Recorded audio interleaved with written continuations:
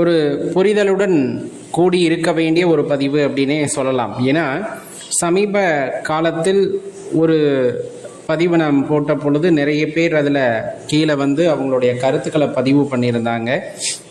அதை பார்க்க நேர்ந்தது. மனதுக்கு ரொம்ப நெருக்கமானவர்களை இழந்தால் அந்த வலி தாங்க முடியாததாக இருக்கிறது அப்படிங்கிற மாதிரியெல்லாம் இருந்தது. ஆம், அதில் மாற்று கருத்து இல்லை. மனிதனாக இறைவன் பிறப்பு கொடுக்கின்றார் அப்படிங்கும் போது ஒரு தாயின் வயிற்றிலே நாம் உருவாகின்றோம். அதுவே பெரிய அதிசயமான விஷயம் அப்படின்னு சொல்லலாம்.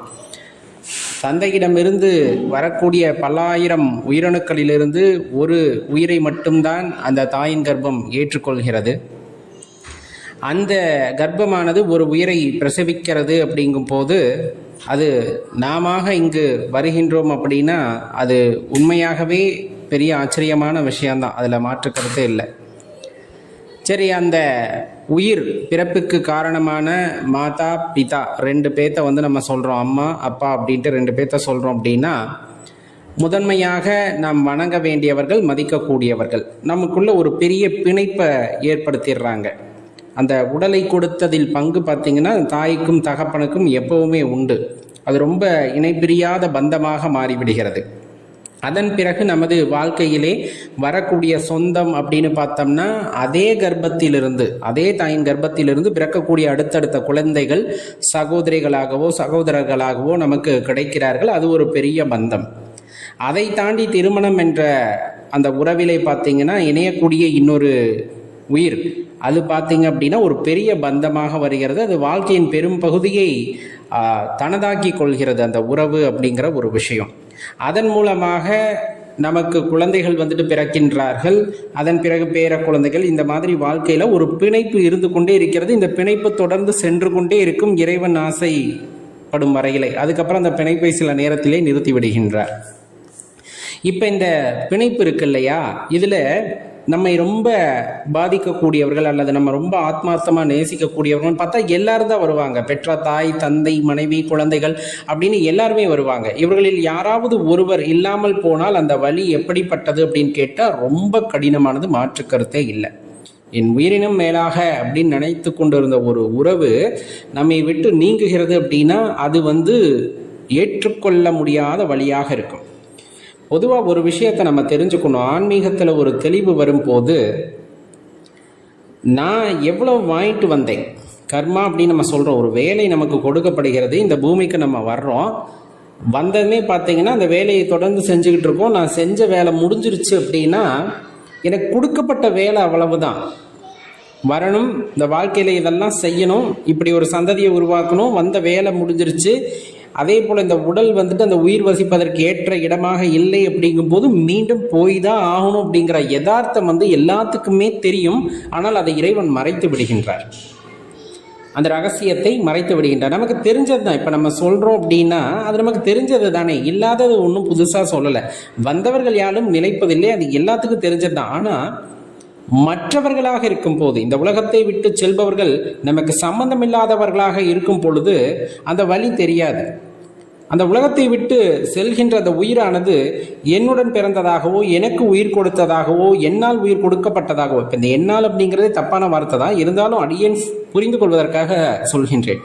அப்படி ஒரு உறவு இருக்கிறது அப்படிங்கும் போது அது உலகத்தை விட்டு செல்கிறது, இன்னொரு உடலை தேடி செல்கிறது அப்படிங்கும் போது அது தாங்க முடியாத வலியாகத்தான் இருக்கும். எது வரையிலும் அப்படிங்கிறது தான் இங்கே கேள்வி. இந்த வலி எது வரையிலும் அப்படிங்கிறது. இயற்கையாகவே இந்த மரணம் அப்படிங்கிறது நிகழும் அப்படிங்கிறத உணர்ந்து கொள்ளும் வகையிலே, எனக்காக இருந்தாலும் உனக்காக இருந்தாலும் யாருக்காக இருந்தாலும் வந்த வேலை முடிந்துவிட்டால் திரும்பியாக வேண்டும் என்ற அந்த உணர்வு வரும் வரையிலே.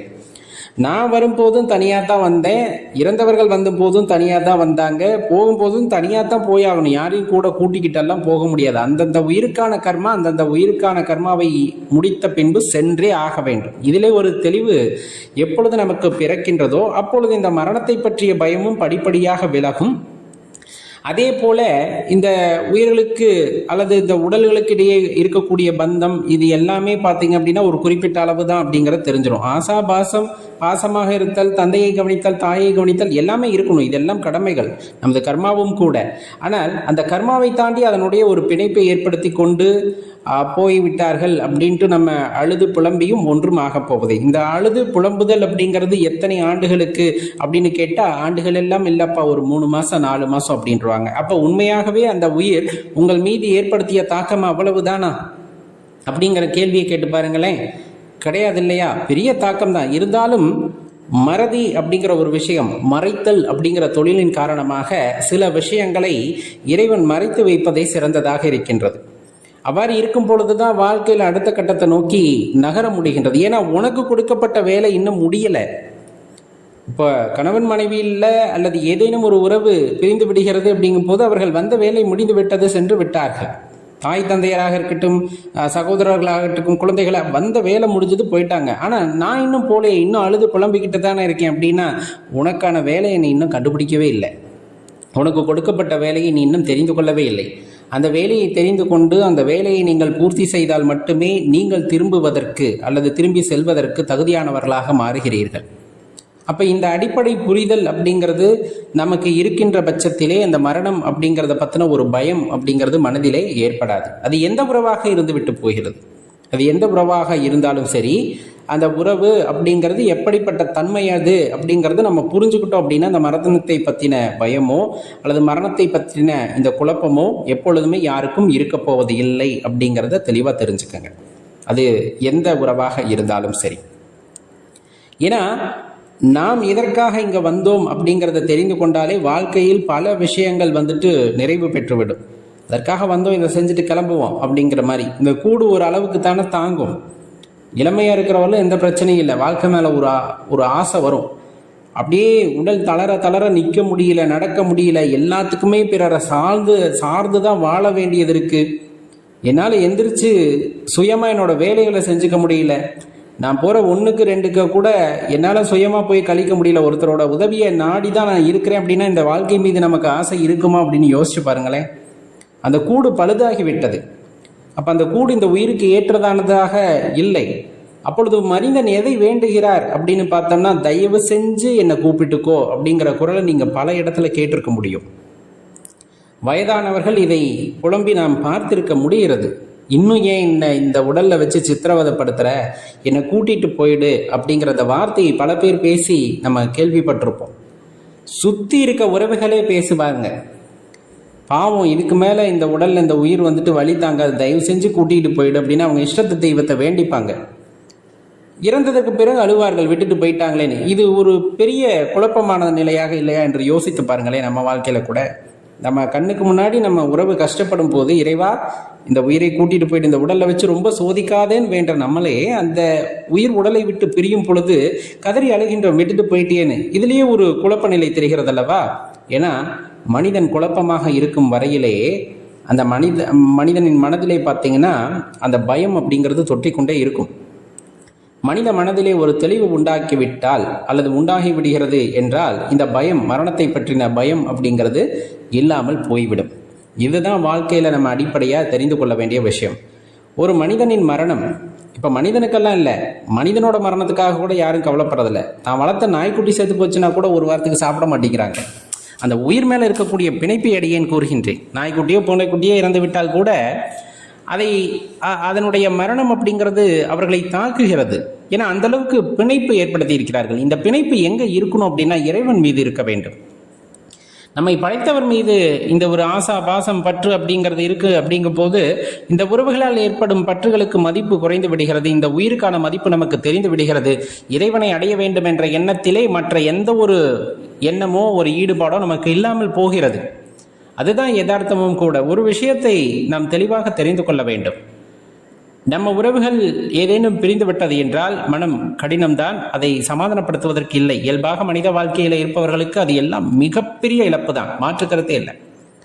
ஆனால் தெளிவாக யோசிச்சு பாருங்களேன், இப்போ நம்மளால் வாழ முடியாத சூழ்நிலை உண்டாகி விடுமா அப்படின்னா கிடையாது. இறைவன் அதற்கான வாய்ப்பை ஏற்படுத்தி தருவார். இப்படித்தான் பல தலைமுறைகளுக்கு முன்னால் கூட நமது சந்ததிகள் இருந்திருப்பாங்க இல்லையா, அவங்கள யாரேனும் ரொம்ப பாசமானவங்களை இழந்துருக்கலாம். ஏன்னா இப்போ யாருமே இல்லை, எல்லாமே திரும்பிட்டாங்க, போயிட்டாங்க.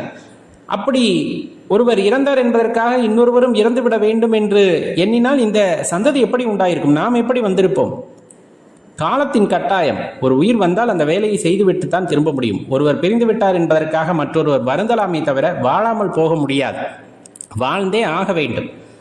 அது பெரிய தாக்கத்தை ஏற்படுத்தும் தான். அதிலிருந்து மீண்டு எப்படி வருவதுனா பக்குவ நிலை.